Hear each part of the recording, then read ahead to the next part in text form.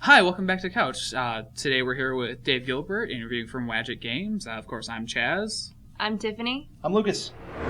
So I was wondering, the late 90s, everybody was up in arms because, adventure game is dying, adventure games are dying. And now we're kind of at the point where people don't even remember that adventure games even died. I'm wondering, when you decided to make your studio, why did you decide to do adventure games?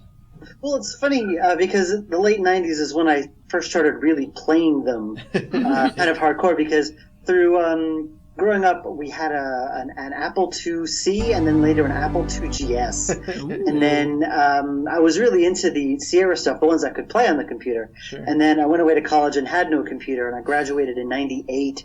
And then I got my first real PC, and then I just made up for lost time. That's when I really started playing them myself. And then I started making them as just kind of I always loved those games, and I found this tool called Adventure Game Studio, which enabled you to make them, kind of taking the grunt work out of them. I don't know if you've heard of RPG Maker, but this is the adventure game equivalent of RPG Maker. All right. RPG Maker. Yeah. And I was unemployed at the time, and the World Trade Center just went down, and I told you before how I live in New York, so I was kind of looking to get my mind off things. So I found the software, and I started making little games, and people seemed to like them, and I just kept making them. And I started just making them in my free time for a while, and then in 2006, I bit the bullet and started selling them, and here I am. Sure. Sweet. Nice. So that first game was the Shiva, right? That was the first commercial. It was the first commercial game, yeah. Yeah. So you started that, and you did it in your own time, and you actually won an award for it. Well, the Shiva actually was not done in my free time. Oh, no. I should say, Ooh. when I made it, I just got back from teaching English in Korea. And I wasn't so eager to get a full-time job right away, but I had all this money saved up, and I thought, well, it's now or never. So I took the plunge, and the Shiva was the first game I did. That's interesting. So the Shiva is actually kind of in terms of its message, is kind of a bleak game. Would you agree with that?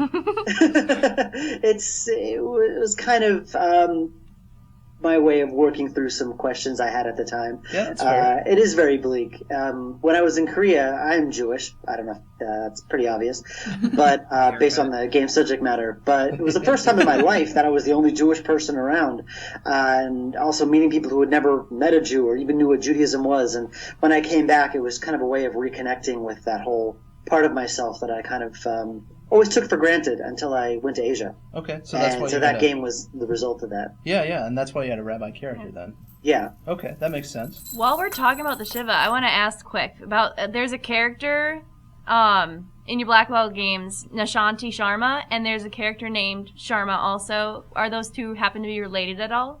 You're the first one to publicly. Ooh. So done. that is. Thank you. Smarty. There's all sorts of references betwing the games of how there's The stuff Durkins like that. keep So yeah, popping up. they too. are related. Oh yeah, And the Durkins. Because in the Shiva she says my mother's maiden name was Sharma, Mhm. and so Nishanti's name is Sharma. Yeah. All right. You're a smart one. So Hey. were you worried, starting out a new professional direction on the back of a really bleak game like the Shiva? Well, honestly, I made the game. At first, I started making it, intending it to be freeware, and then I realized I had so much fun doing it that I didn't want to do anything else. And I didn't really think of it as being bleak or depressing or not something that wouldn't sell at the time. I just sort of wanted to make a game, and I just made it and sold it, and that was that. And I knew nothing about how to sell a game, and it got a lot of press, but I can't say it got a lot of sales because I knew nothing about marketing, PR, nothing. So Sure. I just got it out there as a way to kind of avoid getting a real job. And I wrote another game to avoid getting a real job, and 5 years later, I'm sort of still doing that. So. Way to be, man. Living Still my a real dream. job. Making a fiction job into a real job. That's what I'll do one day. Well, it looks like we're out of time here, so... Oh, that was good. Unfortunately, yeah, it went fast. Too fast. Rather interesting fellow, though. It was a much pleasure talking to you. Thank you for letting us talk to you. It was a lot of fun, very interesting. Well, thanks, guys. Thank you very much. All right, thank you. I would shake your hand if I could. Yeah, virtual handshake. Yes! All right, so yeah, that was Dave Gilbert, and we had a blast talking to him. Hopefully you enjoy yourself as well. Here I am, Chaz, with Tiffany. And Lucas. and hopefully you had a good time, and see you later. Bye, guys. That'd be like a catchphrase. Ciao from Chaz. Ciao from Chaz. Ta-ta from Tiffany. Later from Lucas.